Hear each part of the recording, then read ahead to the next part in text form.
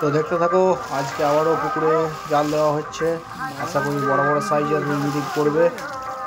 তো দেখতে থাকো তোমরা, দেশি পুকুর একদম বড় বড় সাইজের রুই মিরিক কাতল। সামনে একটা মাছ পাঁক কেটে বেরিয়ে যাচ্ছে। তো দেখতে থাকো কি মাছ হতে পারে। অপেক্ষা করো জাল তোলা পর্যন্ত অবশ্যই, কিরম সাইজের রুই এবং কিরম সাইজের মিরিক মাছ আছে সেটা দেখার জন্য।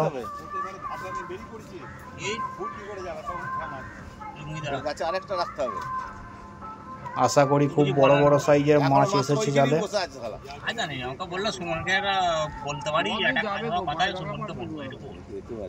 হ্যাঁ, যেটা আন্দাজ করেছিলাম ঠিক সেটাই, খুব বড় সাইজের মিরিক আছে জালে। তো আরো কিছু কিছু মাছ আছে, তো দেখতে থাকো কি কি মাছ আছে।